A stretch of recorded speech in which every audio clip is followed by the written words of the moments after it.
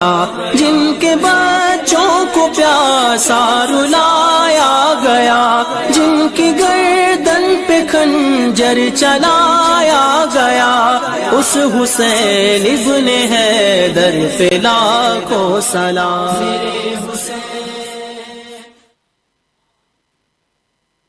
انا للہ و انا الیہ راجعون، رضاً بقضائہ و تسلیماً لامرہ۔ عزاداران مولا مظلوم سید الشہداء کے عزادار پوری دنیا میں جہاں جہاں آباد ہیں، آپ سب کو بالعموم اور خدا کی آخری حجت ولی الاثر سرکار قائم آل محمد امام زمانہ علیہ السلام، جو فرزند رسول ہیں، فرزند زہرا ہیں، وارث خون حسین ہیں، امام زمانہ علیہ السلام کی خدمت اقدس میں خصوصی پرسہ پیش کرتا ہوں۔ روز عاشور کربلا کے تمام شہیدوں کا پرسہ، اصحاب حسینی، اقربا حسینی کی شہادتوں کا پرسہ، ان کی قربانیوں کا پرسہ، سید الشہداء امام حسین علی مقام مخدرات عصمت کی قربانیوں کا پرسہ اپنے وقت کے امام زمانہ علیہ السلام کی خدمت اقدس میں پیش کرتے ہوئے، روز عاشور علی اسٹوڈیوز کی جانب سے جو ہمارا سلسلہ گفتگو گزشتہ ایام میں جاری رہا، 8 محرم، پھر 9 محرم، شب عاشور، اور آج وہ دن آ گیا کہ جو سید الشہداء نباس رسول کے وعدہ و وعید کا دن، الہی وعدے کی تکمیل کا دن، میدان کربلا ایک لمحے کے لیے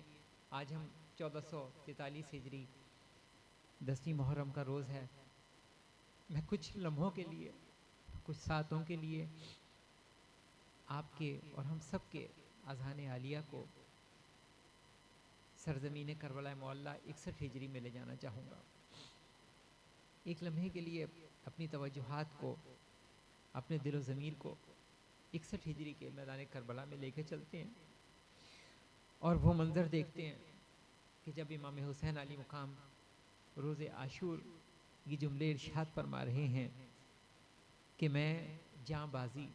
اور شجاعت کی موت کو ایک سعادت سمجھتا ہوں،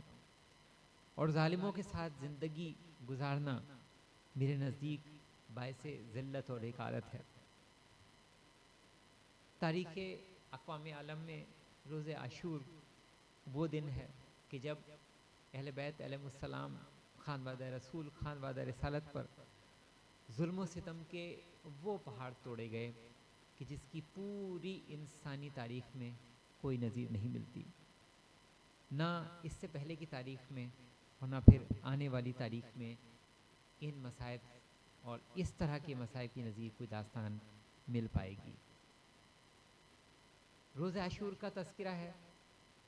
تو سب سے پہلے اذان علی اکبر، ہمارے جوان اس گفتگو کو دیکھ رہے ہیں، سن رہے ہیں، اور خدا ان جوانوں کی جوانی کو سلامت رکھے، ان کے والدین جنہوں نے پال پوس کے ان کو بچے سے جوان کیا ہے، اور آج ان کے دل اپنے جوانوں کی محبت سے سرشار ہیں، ان کی محبت سے لبریز ہیں۔ آج ہمارے ہر جوان کو بھی روح علی اکبر گنج شہیدان میں ایک لمحے کے لیے اپنے دل پر ہاتھ رکھ کر، اپنے دل کو تھام کر، اپنی روح کو گنج شہیدان میں علی اکبر کی روح سے ہم سب منسلک کرتے ہیں، کنیکٹ کرتے ہیں، اور یہ سمجھنے کی کوشش کرتے ہیں کہ سرکار سید الشہداء نے جو اقدام کیا کہ جب سے سید الشہداء میدان کربلا میں وارد ہوئے تو ہر دن اذان دینے کے لیے امام حسین علی مقام کی جانب سے مؤذن متعین تھے اور وہی اذان کا فریضہ انجام دیتے، مگر روز عاشور امام حسین علی مقام نے اپنے اس لال علی اکبر کہ جن کو دیکھ دیکھ کر امام حسین جیتے تھے، تاریخ شاہد ہے، روایات میں ملتا ہے کہ امام حسین علی مقام جب علی اکبر چھوٹے تھے چھوٹے ہوا کرتے تھے تو امام حسین علی مقام رات کی تاریکی میں بار بار علی اکبر کے سرہانے پر موجود ہوتے تھے، اور جب جناب ام لیلہ امام حسین علی مقام سے یہ سوال فرماتی تھی کہ آپ بار بار علی اکبر کے سرہانے پر جو دکھائی دیتے ہیں تو اس کی کیا وجہ ہے، تو امام حسین علی مقام ارشاد فرماتے تھے کہ علی اکبر کی محبت ہمیں جینے نہیں دیتی، حسین کا دل علی اکبر کی محبت سے سرشار، وہ علی اکبر یہ شبیہ رسول، یہ شبیہ پیغمبر، اور اسی شبیہ رسول، اسی شبیہ پیغمبر کا انتخاب ہوا روز عاشور، وقت امام کی جانب سے ایک حکم ملا علی اکبر کو کہ علی اکبر آج تم اذان دو گے، میدان کربلا میں آج تمہاری آواز میں اذان کی صدا گونجے گی۔ کیوں کیا امام حسین علی مقام نے یہ اقدام؟ اس لیے کہ وہ جو سرزمین کربلا معلیٰ پہ اس وقت موجود تھے، وہ جو فوج اشکیہ میں تھے، وہ بھی تاریخ سے واقف تھے، امام ان کو بتلانا چاہتے تھے کہ یہی وہ علی اکبر ہے کہ جس کو دیکھ کر لوگ پیغمبر اسلام حضرت محمد مصطفیٰ صلی اللہ علیہ وآلہ وسلم کی یاد تازہ کیا کرتے ہیں، کہ جب لوگوں کو میرے نانا رسول اللہ کی یاد ستاتی تو وہ علی اکبر کے چہرے کی زیارت کیا کرتے، اور خود سید الشہداء امام حسین علی مقام جب بھی اپنے نانا رسول خدا کی یاد ان کو بے چین کرتی تھی تو علی اکبر کے چہرے کی زیارت کیا کرتے تھے۔ بس اسی وجہ کی بنیاد پر امام حسین علی مقام نے یہ اتمام حجت کی کہ علی اکبر کو اذان دینے پر معمور کیا، تاکہ فوج اشکیہ یہ جان لے کہ جو جوان اس وقت گلدستہ اذان پر موجود ہے، جو اس وقت اذان کے ذریعے دعوت حق دے رہا ہے، جو اذان کے ذریعے اس وقت عبادت الہی کی جانب لبیک کی صدا بلند کر رہا ہے، یہ وہی ہے جو شبیہ رسول ہے، یہ وہی ہے جو شبیہ پیغمبر ہے۔ علی اکبر نے جب اذان دی تو بلند آواز میں بیویوں کا گریہ بلند ہوا، خیموں میں گریہ بلند ہوا، اور فوج اشکیہ کا بھی عالم تھا کہ وہ بھی اشکبار ہوئے، مگر وہ جو دنیا پرست تھے جنہوں نے اس بات کا تہیہ کیا ہوا تھا کہ وہ اپنے ہاتھوں سے فرزند رسول، فرزند زہرا کے خون سے اپنے ہاتھوں کو رنگین کریں گے، اور وہ کر کے رہے۔ کون سی ایسی مصیبت ہے جو اس روز عاشور آل محمد پر نہ پڑی ہو؟ اگر عالم بالا کے در بھی اس وقت کھل جاتے تو کوئی دیکھتا کہ عالم بالا میں بھی اس وقت کس طرح کا ہیجان برپا تھا، کس طرح سے حوران جنت اور ملائکہ اس سب مصائب محمد وآل محمد میں جس غم کی کیفیت میں اس وقت تھے، کاش انسانیت اس کو بھی دیکھ پاتی، اور ایسا کیوں نہ ہوتا، کیونکہ یہ وہ دن ہے کہ جب یادگار رسالت، خورشید خلافت، نور امامت، فرزند پیغمبر، پارا تن فاطمہ جگر، فاطمہ زہرا،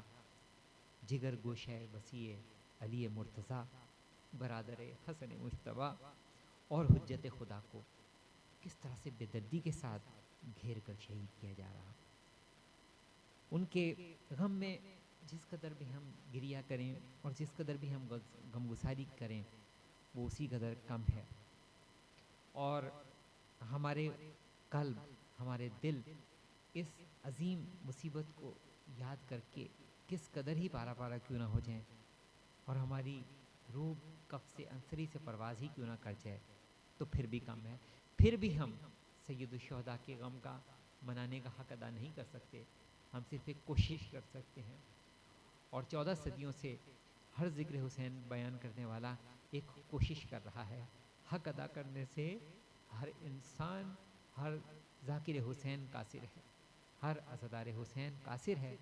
کہ وہ اس ذمہ داری کا حق ادا کر سکے۔ मगर कोशिश है, हम सबकी एक कोशिश है। तो इसी कोशिश में हम आगे बढ़ते हुए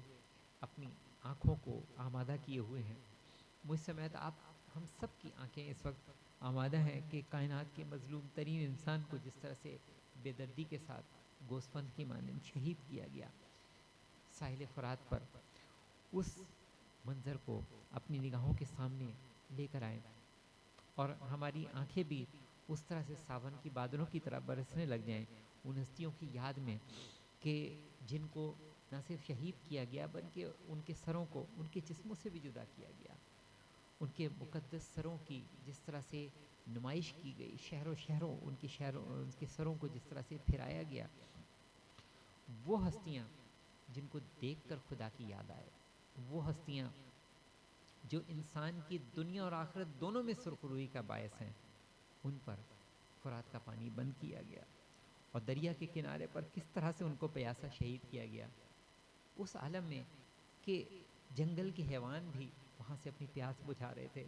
मगर अगर किसी को इजाज़त नहीं थी पानी की तरफ रुख करने की तो वो रसूल के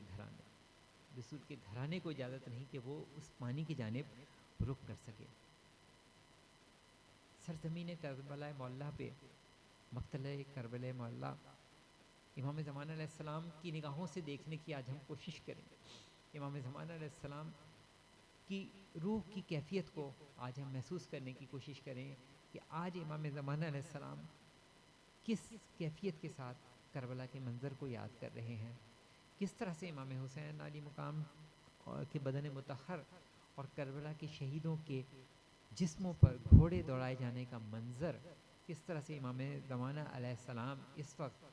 अपने कल्ब रूह में इस वक्त महसूस कर रहे हैं। और ये जो कुछ भी मैं आपके सामने बयान कर रहा हूँ, साबिका गुफ्तगू भी और आज की गुफ्तगू भी, ये हमारे वक्त के इमाम ज़मान अलैहिस्सलाम की नियाबत में पेश है। ये हमारे वक्त के इमाम को हदिया है। हमारी आंसू बारगाह जनाब सैयदा में उनके रुमाल मुक़द्दस में महफूज होंगे रोज़े माशर तक के लिए। और हमारी ये आज़ादारी ये हमारे वक्त के इमाम की नियाबत में हमारी जानिब से पेश है। हमें नहीं मालूम कि हम में से कौन अगले बरस इस आशूरा पर ज़िंदा हो, कितने ही जो कि पिछले बरस रोज़े आशूर आज के रोज़ इसी तरह से गमे हुसैन मना रहे हैं, मगर आज वो आलम बरज़ख में हैं। आज उनके लिए इस हाले सवाब के लिए ज़िक्र हुसैन ही पेश किया जाता है। आज वो दुनिया में नहीं है। तो जो भी मुझ समेत हम सब जो खुश नसीब इस वक्त ज़िक्र हुसैन आज रोज़े आशूर अपने वक्त के इमाम को इस ज़िक्र को सुना रहे हैं, उनके दिलो असान में उसकी याद को ताज़ा कर रहे हैं और ताज़ियती जुलूस आज हम बरामद कर रहे हैं। ताज़ियती मजालिस सैयद शुहदा की गम की मजालिस 9 दिन जारी रही और अब हर देश में, हर शहर में, जहाँ जहाँ मुहिब्बान मोहम्मद वाले मोहम्मद है, जहाँ जहाँ मुहिब्बान इमाम हुसैन अली मुकाम है, वो आज अपने घरों के आराम को छोड़कर अपने आराम, अपने जिस्म के आराम को बाला ताक रखते हुए जुलूसों में निकले हुए, किसी को अपने आरामों को उनकी परवाह नहीं। आज के दिन इमाम मोहम्मद बाकर अलैहिस्सलाम कैसे हमने आज का दिन गुजारना है, ये भी हमें दर्स फर्जंद रसूल और फर्जंद ज़हरा से सीखने को मिला। और अगर ये हस्तियाँ ना होती तो हम ये समझ भी ना पाते कि रोज़े आशूर हमें कैसे गुजारना है। 5वें इमाम मोहम्मद बाकर अलैहिस्सलाम इरशाद फरमाते हैं कि रोज़े आशूर जब अहले ईमान आपस में मिले तो एक दूसरे को ये कलिमात कहें, अज़ुमल्लाहु उजूरना व उजूरकुम बिमुसाबिना बिल हुसैन वजअलना व इय्याकुम मिनत तालिबीना बिसारही मा वलिय्यिल महदी मिन आले मोहम्मदिन अलैहिस्सलाम। इमाम फरमा रहे हैं कि एक दूसरे को मुखातिब करके रोज़े आशूर ये कलिमात कहो कि अल्लाह ज़्यादा करे हमारे अजर सवाब को उस पर कि जो कुछ हम इमाम हुसैन अली मुकाम की सोगवारी में करते हैं, और हमें और तुम्हें इमाम हुसैन अली मुकाम के बदला लेने वालों में करार दे। اپنے ولی امام مہدی علیہ السلام کے ہم رکاب ہو کر جو ہم آل محمد میں سے ہیں۔ تو آج کے دن ایک دوسرے سے ملاقات کرتے وقت بھی جہاں یہ تعزیت اور پرساداری پیش کرنی ہے، وہاں ایک دوسرے کو اس وعدے کی تکمیل کا بھی احساس دلانا ہے کہ ہم سب کو ایک روز اپنے ولی امام زمانہ علیہ السلام کی ہم رکابی میں، جو کہ آل محمد میں سے ہیں، ہم سب کو بھی امام کی نصرت میں اسی فریضے کو انجام دینا ہے۔ امام زمانہ علیہ السلام کی ہم رکابی میں عبداللہ بن سنان روز عاشور امام جعفر صادق علیہ السلام کی خدمت میں حاضر ہوئے تو امام جعفر صادق علیہ السلام کو غمگینہ پایا۔ امام جعفر صادق علیہ السلام صادق آل محمد کی آنکھوں سے آنسو جاری تھے اور آپ کی ریش مقدس آنسوؤں سے بھری ہوئی تھی، آنسوؤں سے بھیگی ہوئی تھی۔ عبداللہ بن سنان کہتے ہیں کہ میں نے امام علیہ السلام کی خدمت میں عرض کی کہ اے فرزند رسول، آپ کیوں اشک بار ہیں، آپ کیوں رو رہے ہیں؟ تو امام نے فرمایا، امام جعفر صادق علیہ السلام نے فرمایا،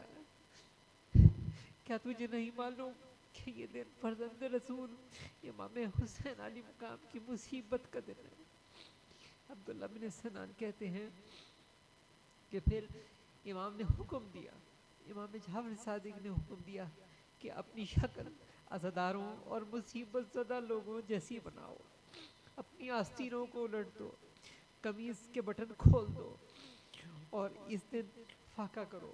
اور عصر تک اپنے اس فاقے کو جاری رکھو، کیونکہ ان لمحات میں کربلا کی جنگ کے شعلے سرد ہوئے تھے۔ امام جعفر صادق علیہ السلام کی میراث ہے کہ یہ جو روز عاشور ہم فاقہ کی کیفیت سے گزرتے ہیں، یہ جو ہم اپنی آستینوں کو لڑ دیا کرتے ہیں، یہ جو ہم سر و سینہ پیٹتے ہوئے جس طرح سے جلوس حسینی میں ماتم حسینی بلند کرتے ہوئے علم ابو الفضل عباس رحمۃ اللہ علیہ السلام بلند کرتے ہوئے چلتے ہیں،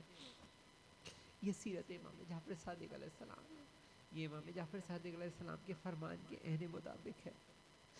ہمارے ساتھ میں امام باب الحوائج امام موسی کاظم علیہ السلام محرم کے 10 ایام میں ہمیشہ مغموم رہتے تھے اور ان دنوں میں کسی ایک لمحے میں بھی کوئی ایک بھی ان کے چہرہ انور پر مسکراہٹ نہیں دیکھتا تھا۔ اور میں قربان جاؤں، اپنے 8ویں امام، امام ضامن، امام سامن، فرزند رسول، فرزند زہرا، امام علی بن موسی رضا علیہ السلام، جو یہ ارشاد فرماتے ہیں کہ ہمارے ماننے والوں کو چاہیے کہ وہ امام حسین علیہ السلام پر گریہ کرے، کیونکہ ان کی شہادت کے دن نے ہماری آنکھوں کو زخمی کر دیا ہے۔ اس دن ہمارے عزیزوں کو تنہا اور بے کس کر دیا گیا۔ اور جب 8ویں امام کا تذکرہ آیا، 8ویں امام کی زبان مقدس سے ہم نے اس ذکر حسین کا بیان کیا، تو 12ویں آقا و مولا سید السردار امام زمانہ علیہ السلام جو کہ اس ذکر کے وارث ہیں، انہی کی نیابت میں یہ ذکر پیش ہو رہا ہے، تو امام زمانہ علیہ السلام ہی کے جملے کا ہم سہارا کیوں نہ لیں کہ جو امام زمانہ علیہ السلام زیارت نہیہ میں یہ ارشاد فرما رہے ہیں، اے میرے جد بزرگوار، قسم خدا روز عاشور یہ جملے کہتے ہوئے دل پھٹا جاتا ہے کہ امام زمانہ علیہ السلام ارشاد فرما رہے ہیں، میرا مظلوم امام، کائنات کا مظلوم ترین فرد،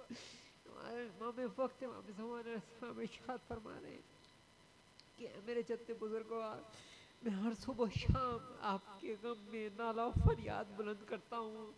میں آنسوؤں کے بدلے خون روتا ہوں۔ یہ خون کے آنسو ہمارے وقت کے امام کی میراث ہے، تو کیا ہمارے لیے یہ لازم نہیں ہے کہ ان دنوں میں، ان ایام میں ہم اپنی خوشیوں کو بالائے طاق رکھتے ہوئے امام حسین علی مقام کی مصیبت میں اپنے آپ کو محبوب رکھیں، امام کے غم میں اپنے آپ کو مصروف رکھیں، اور یہ جاننے کی بھی کوشش کریں، یہ سمجھنے کی بھی کوشش کریں کہ فرش عزا کے آداب کیا ہیں، جلوس حسینی کے آداب کیا ہیں، کیسے جلوس حسینی کی تعظیم و تکریم ہے، کیسے فرش عزا کی تعظیم و تکریم ہے۔ یہ سب ہمیں کربلا والوں ہی سے درس ملتا ہے، کربلا والوں کا نظم و نسق، کربلا والوں کا ایک دوسرے سے باہم احترام، کربلا والوں کا ایک دوسرے کے ساتھ تعاون، الہی مشن کے لیے ایک دوسرے کے ساتھ تعاون، یہ سب وہ ہمارے لیے نکات ہیں جو کہ آج جب ہم جلوس حسینی میں بڑھے چلیں تو ایک ایک نقطے کو ہم نے ذہن میں لانا ہے کہ امام حسین علیہ مقام اگر اپنے لشکر کو منظم کر رہے ہیں، ایک ماہر جرنیل کی طرح امام حسین علیہ مقام جب اپنے لشکر کو منظم کر رہے ہیں کہ اگلے مورچوں کی بھی طرف بھی امام حسین علیہ مقام کی نظر ہے، پچھلے مورچوں کی طرف بھی نظر ہے، میمنہ کی طرف بھی نظر ہے، میسرہ کی طرف بھی امام حسین علیہ مقام کی نظر ہے، کسی طرف سے بھی امام غافل نہیں ہے، اور امام کے جتنے بھی سپاہی ہیں، امام کے جتنے بھی ساتھی ہیں، امام کے جتنے بھی ناصران ہیں، اپنی اپنی جگہ چوکس ہے، اپنی اپنی جگہ ڈیوٹی پر اپنی معمور ہیں، اور ڈیوٹی کیا ہے؟ الہی فریضے کی تکمیل۔ یہاں فرزند رسول، فرزند زہرا امام حسین علیہ مقام کے میں ایک بیان کا ارشاد کرتا ہوں کہ نماز صبح روز عاشور جب امام حسین علیہ مقام نے اپنے ساتھیوں کے ساتھ ادا کی ہے، تو جب نماز سے امام حسین علیہ مقام نے فراغت حاصل کی ہے تو اپنے ساتھیوں کی جانب امام نے اپنا رخ انور کیا، اپنے ساتھیوں کی طرف نگاہ کی،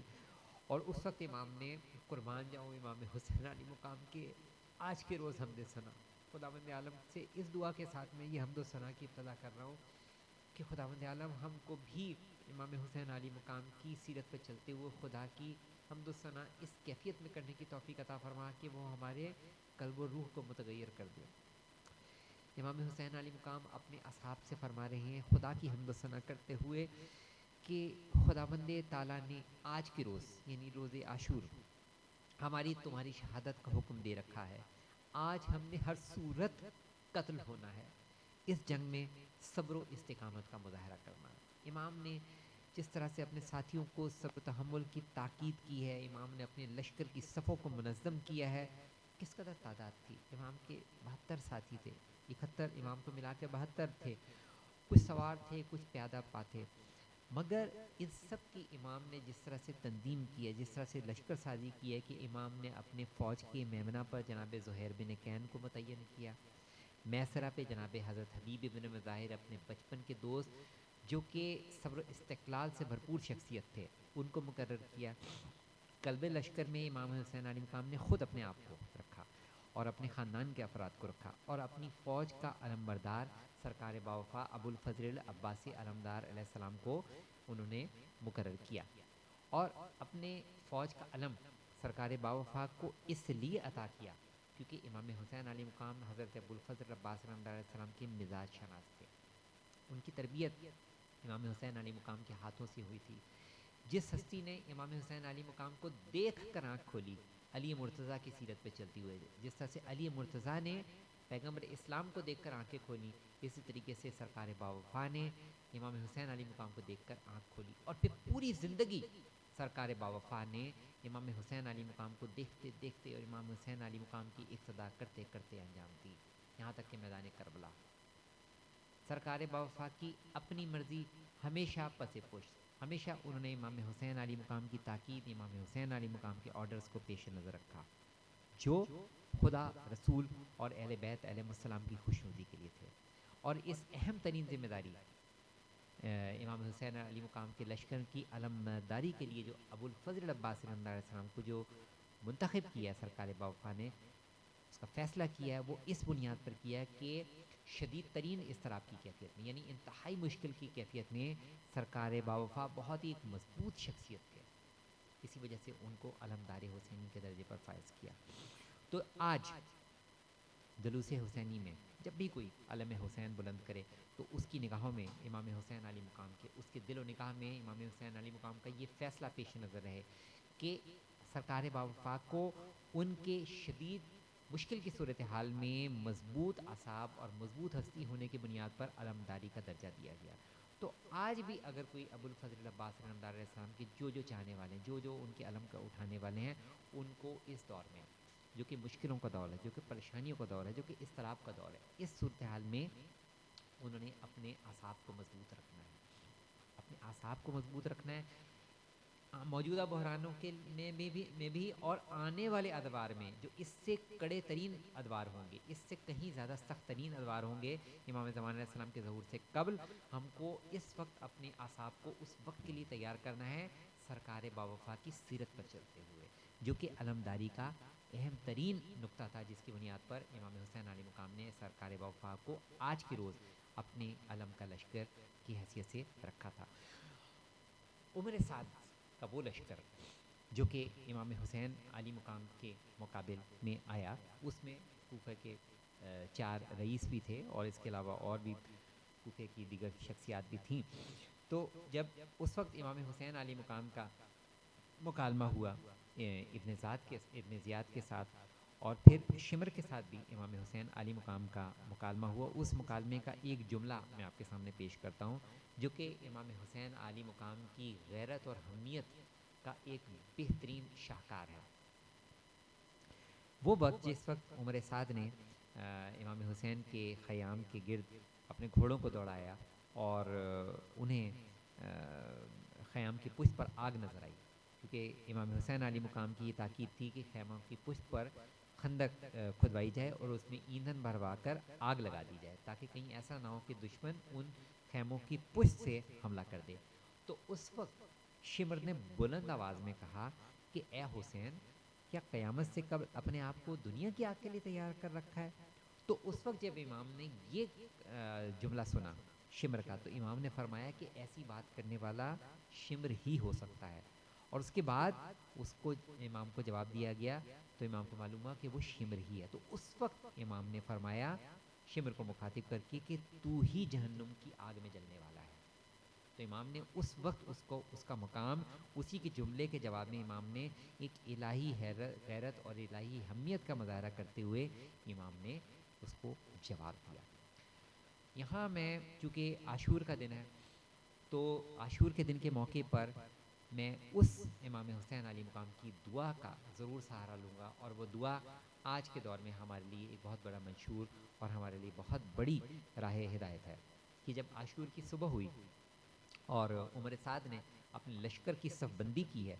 تو جب امام حسین علی مقام کی نگاہ اس کثیر لشکر پہ پڑی ہے، اس لاکھوں کی تعداد میں اس لشکر پہ پڑی ہے، تو امام نے اس وقت اپنے دست مبارک کو آسمان کی طرف بلند کیا ہے اور امام نے ایک دعا تلاوت فرمائی۔ امام فرماتے ہیں اللہم انتا سکتی فی کل کربن ورجائی فی کل شدتن وانتا لی فی کل امرن نزلہ بی سکتن و عدتن۔ امام دعا فرما رہے ہیں کہ بار الہا، ہر رنج و غم میں میرا سہارا اور ہر مشکل میں تو ہی میری امید کا محور و مرکز ہے۔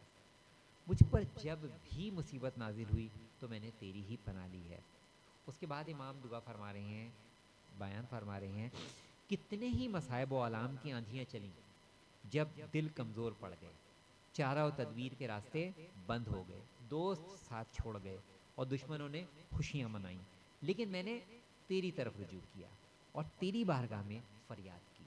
اور پھر امام فرماتے ہیں اور تیرے سوا ہر ایک سے بے نیاز ہو کر صرف تیری ذات سے میں نے لو لگائی، اور تو نے مجھ سے ہر مصیبت کو دور کیا اور ہر رنج و غم سے نجات دلائی۔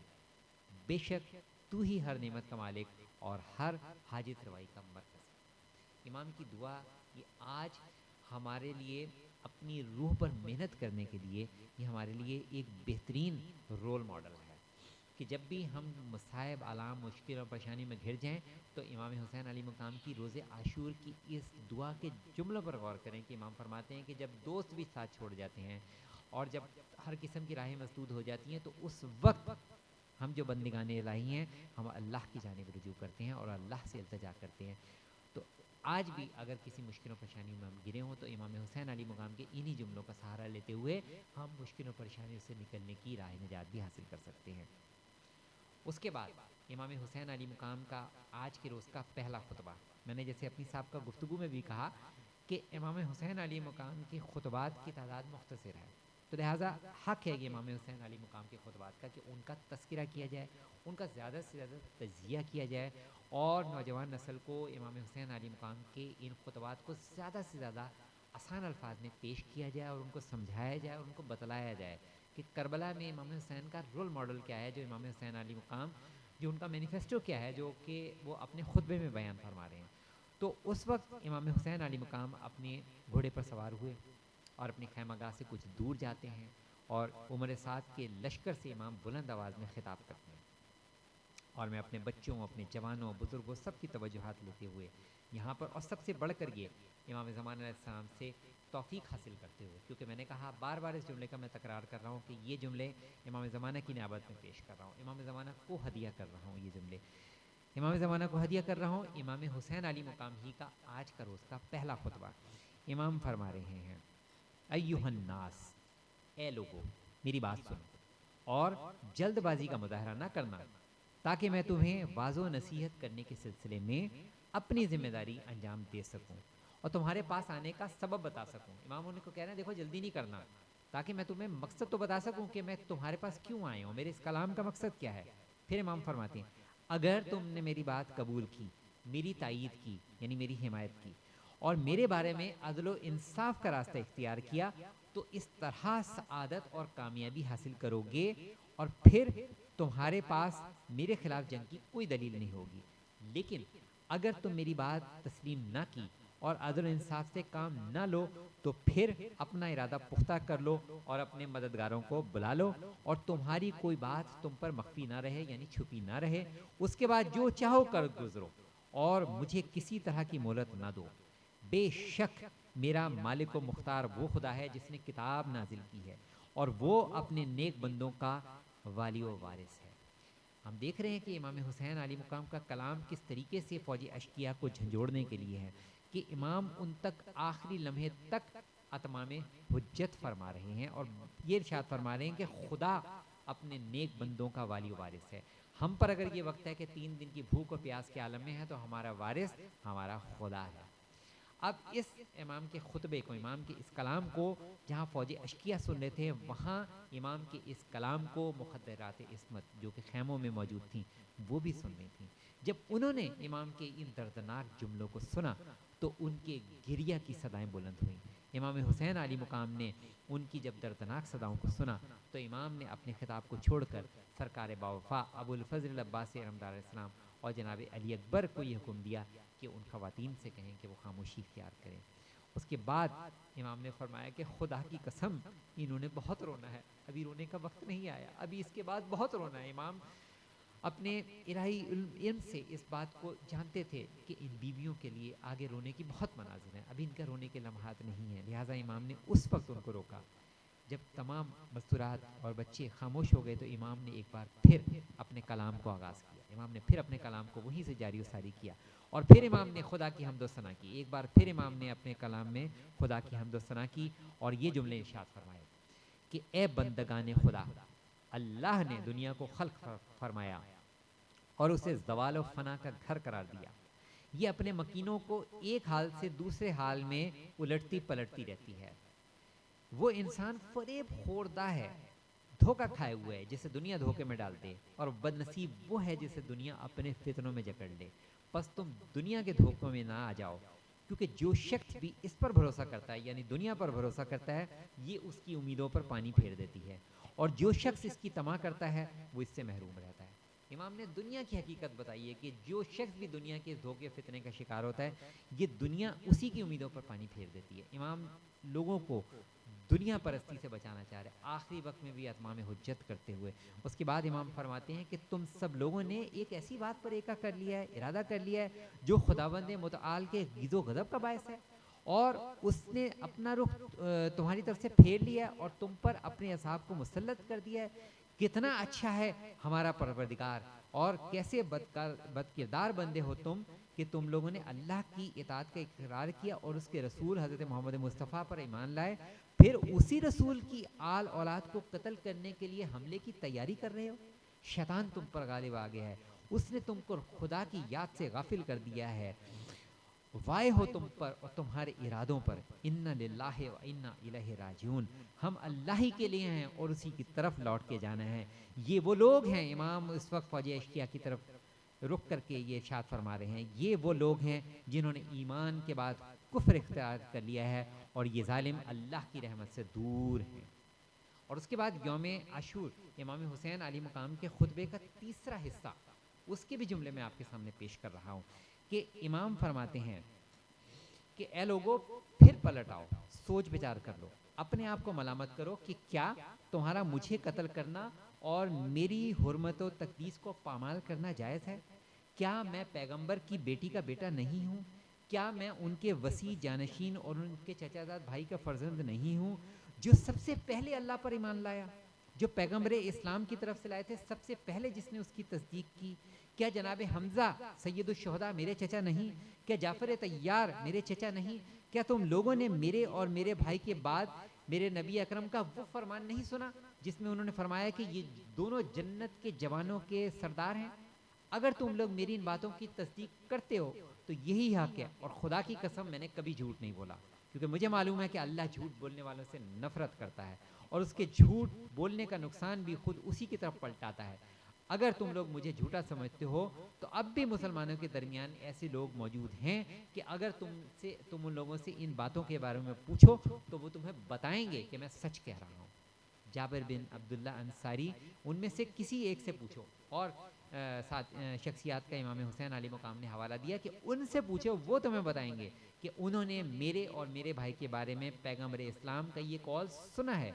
کیا یہی جملہ کافی نہیں ہے جو تمہیں میرا خون بہانے سے روک سکے؟ امام حسین علی مقام نے کس طرح سے ولولہ خیز انداز میں فوج اشقیاء کو ان کی دنیا پرستی کی حقیقت بتائی۔ تو اس وقت شمر لعین نے ایک شیطانی حربہ استعمال کیا۔ جب امام کا یہ خطاب جاری تھا، امام کا یہ خطبہ جاری تھا، تو شمر کو یہ خیال آیا کہ کہیں ایسا نہ ہو کہ امام کے اس خطبے سے، امام کی اس تقریر کی وجہ سے اس کی فوج میں بغاوت ہو جائے، اس کی فوج متاثر ہو جائے اور وہ جنگ ہی کرنے سے انکار کر دیں۔ تو اس وقت اس نے امام کی گفتگو کو منقطع کرنے کے لیے اس نے بلند آواز میں یہ کہا کہ شمر گمراہ ہو جائے کہ اگر اس نے ان کی کوئی بات سمجھی ہو، یعنی مجھے کچھ بھی سمجھ نہیں آ رہا کہ آپ کیا کہہ رہے ہیں۔ یہ سن کر حضرت حبیب ابن مظاہر نے نصرت امام کا فریضہ انجام دیا، اور اس وقت انہوں نے اصحاب حسینی کا فریضہ انجام دیتے ہوئے، اصحاب رسول کی نمائندگی کرتے ہوئے انہوں نے یہ جملے ارشاد کیے، جواب دیا انہوں نے شمر ملعون کو کہ خدا کی قسم تو سخت ترین گمراہی کی دلدل میں پھنسا ہوا ہے۔ تو نے سچ کہا ہے کہ تو نے امام کی کسی بات کو نہیں سمجھا۔ کیوں؟ کیونکہ خدا نے تیرے دل پر مہر لگا دی ہے۔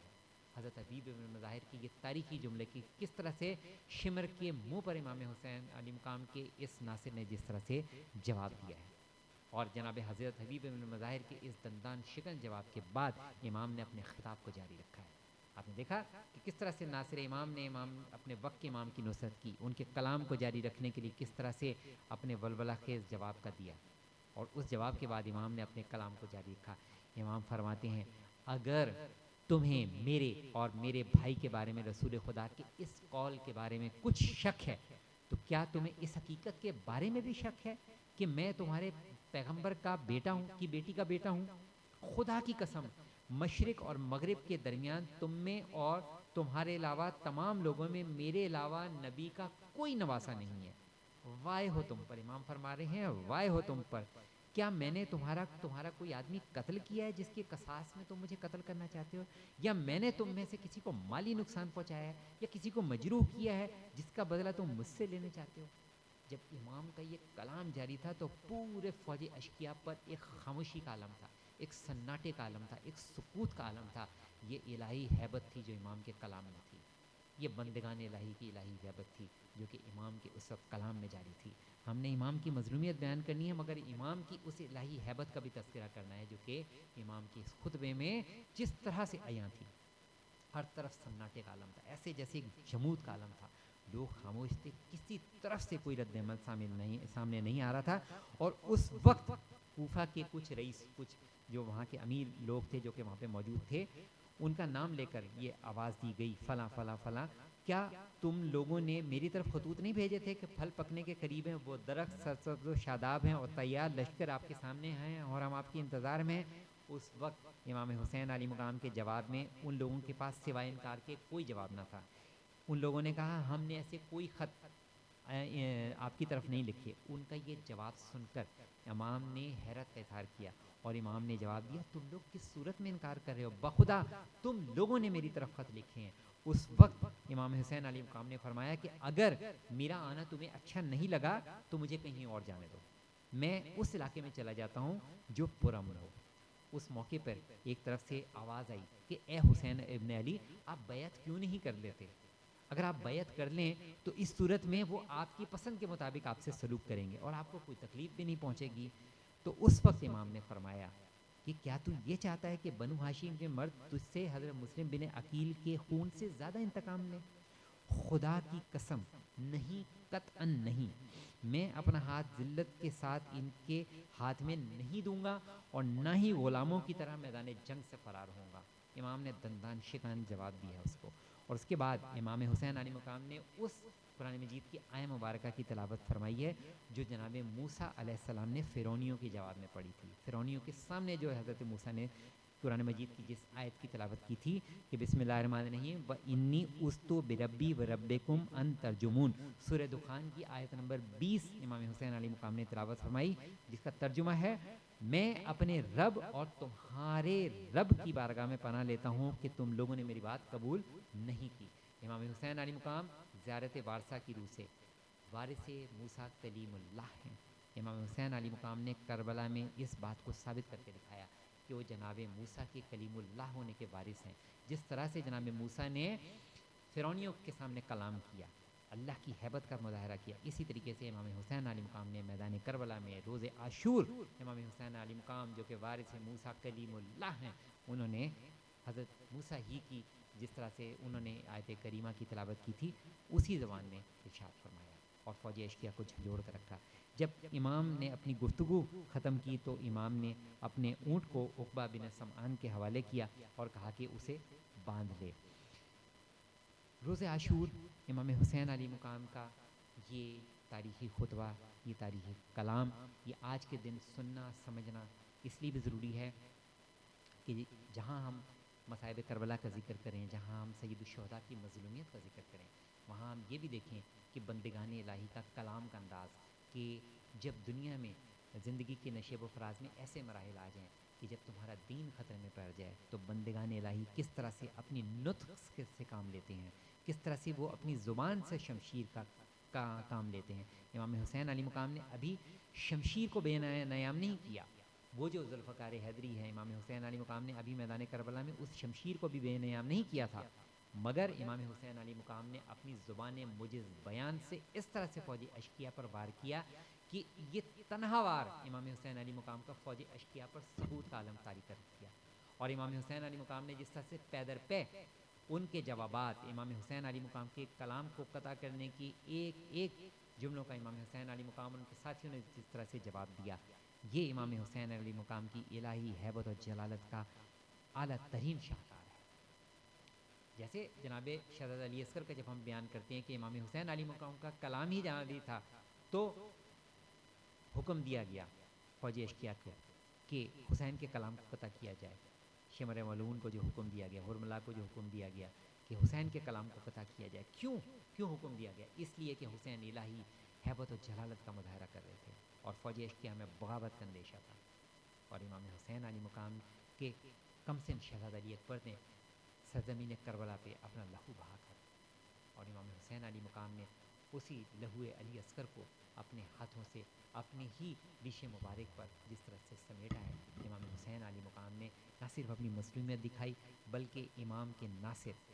جناب شہزادہ علی اصغر کا کربلا کو فتح کرنے کا منظر بھی اقوام عالم کے سامنے رہتی دنیا تک کے مشاہدے کے لیے چھوڑ دیا کہ دیکھو نصرت امام کیسے ہوتی ہے، دیکھو کیسے جھولے سے گرا کر نصرت امام ہوتی ہے۔ آج جو مائیں اپنے گودوں میں شیر خوار بچوں کے ساتھ اس وقت اس پیغام کو دیکھ رہی ہیں، سن رہی ہیں، استغاثہ امام حسین علیہ مقام جس کو سن کر علی اصغر نے اپنے آپ کو جھولے سے گرایا، آج اسی استغاثہ امام حسین علیہ مقام اور علی اصغر کے جھولے سے اپنے آپ کو گرانے کا یہ حق ہے۔ آج ہم اپنے گھروں میں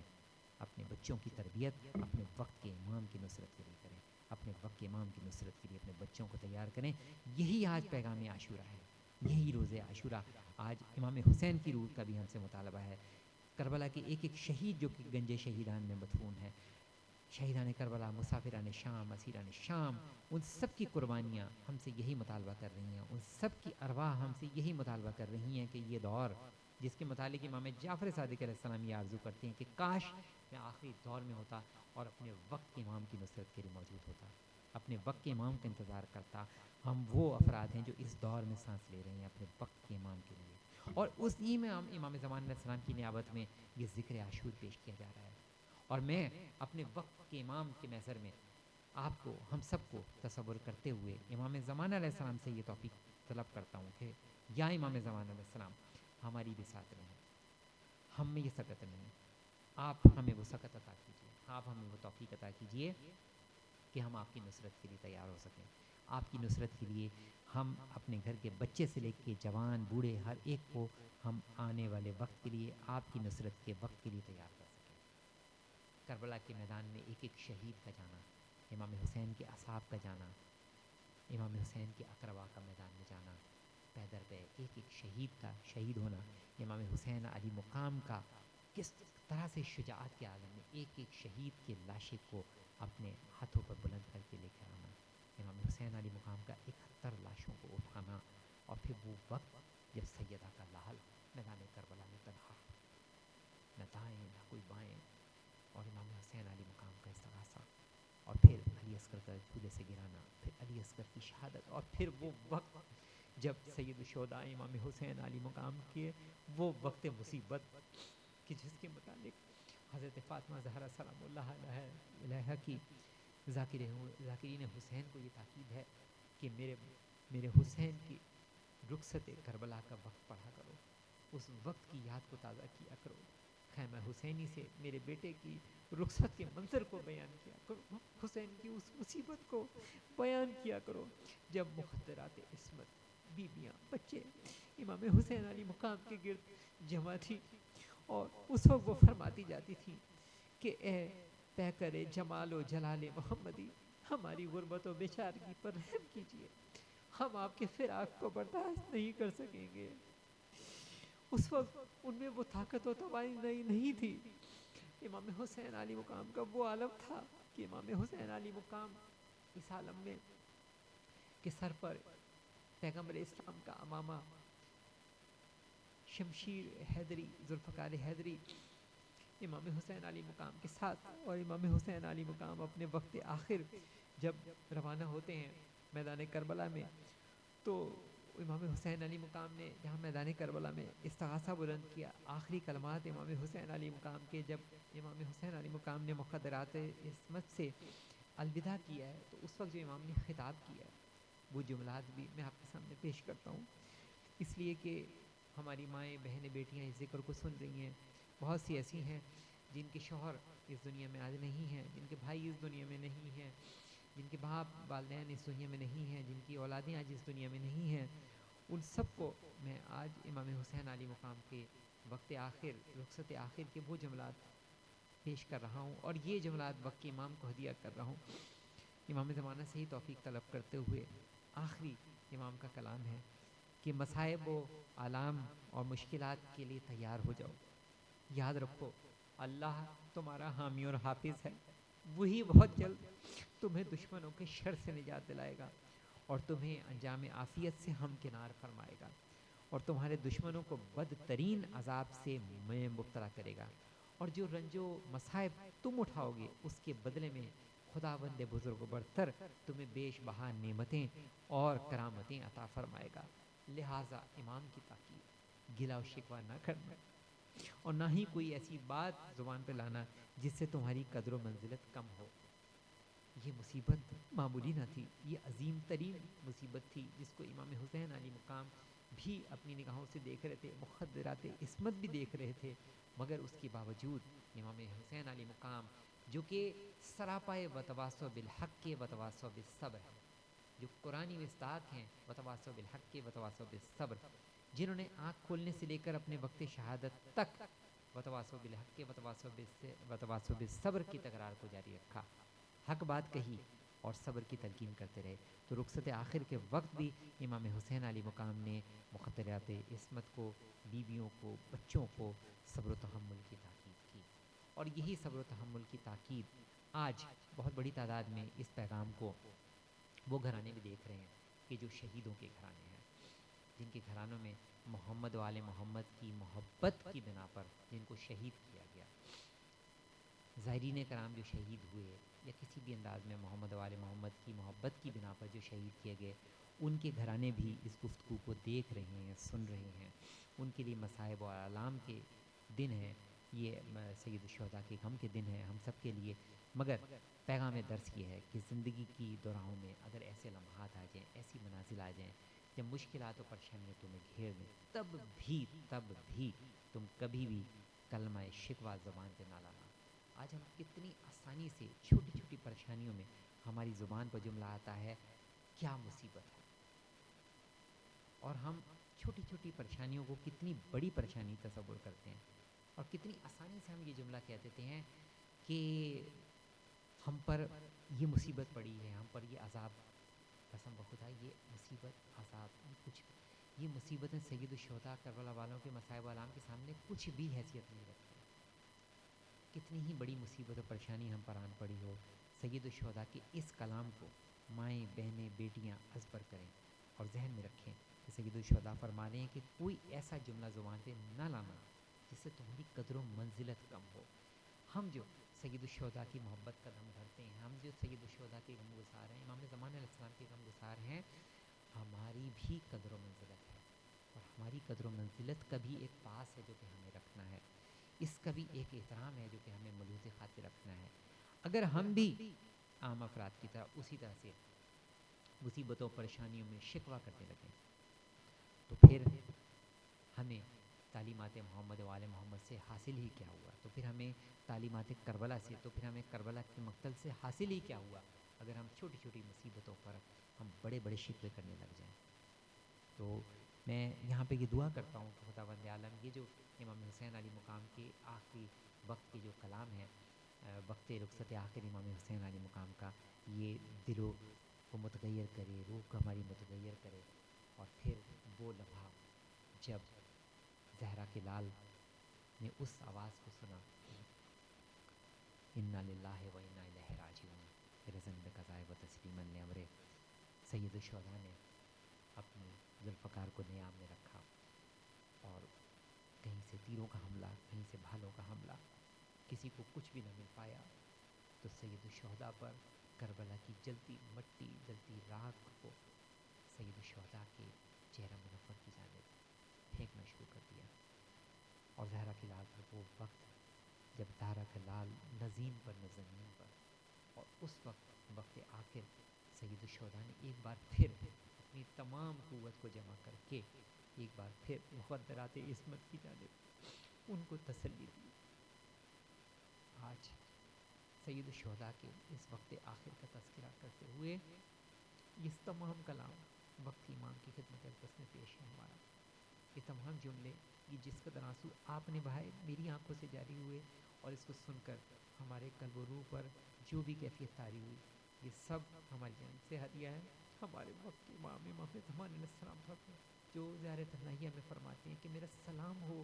میرے اس جد پر کہ جو نہ زین پہ تھا نہ زمین پر، جس کو ظلم کر کے رلا رلا کر شہید کیا گیا. یہ ہمارے وقت کے امام کے الفاظ ہیں. خدا سے دعا ہے کہ خداوند عالم ہمارے وقت کے امام کے دل کو چین و قرار عطا فرما، اور وہ وقت ہم کو جلد دکھلا کہ جب ہمارے وقت کا امام کا ظہور ہو. ہمارے امام صدیوں سے جو قتل حسین کا انتقام لینے کے خواہاں ہیں، ہمارے وقت کے امام کے دست مبارک سے قتل حسین کا انتقام ہم اپنی نگاہوں سے جاری ہوتے دیکھیں، جنت البقیہ کی تعمیر امام زمانہ کے دست مبارک سے ہوتے ہوئے دیکھیں، اور امام زمانہ علیہ السلام کی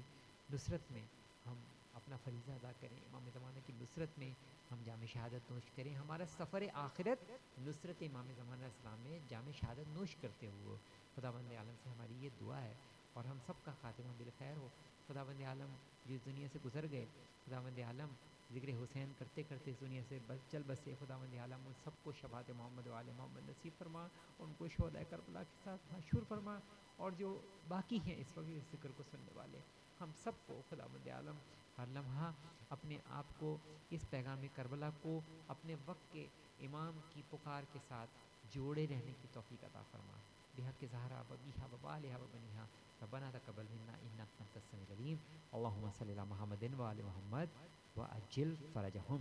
لبیک یا حسین، لبیک یا زہرا، لبیک یا مہدی علیہ السلام، اللہم عجل لولیک الفرج۔ آخر میں کیونکہ ذکر عاشور ہے تو اس ذکر عاشور کا اختتام میں دعائے ظہور امام زمان علیہ السلام سے کرتا ہوں، کہ جس کی تاکید ہمارے وقت کے امام نے فرمائی ہے کہ میرے ظہور کی بکثرت دعا کیا کرو، کیونکہ میرے ظہور میں تمہاری نجات ہے۔ تو ہم سب مل کر آنسوؤں کے ساتھ، اشکباری کے ساتھ اپنے وقت کے امام کے ظہور کی دعا کرتے ہیں۔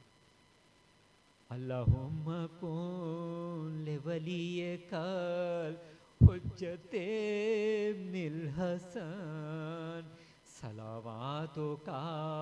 علیہ وعلی آبائہ فی ہذہ الساعہ وفی کل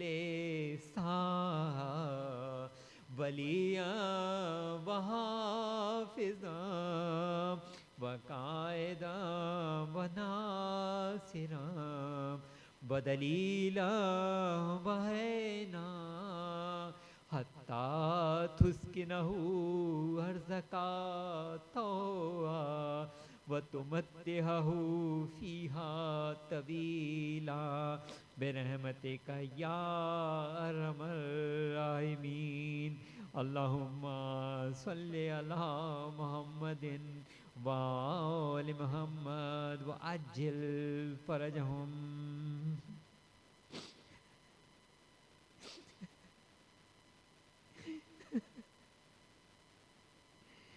اللہ لعنت اللہ علی القوم الظالمین۔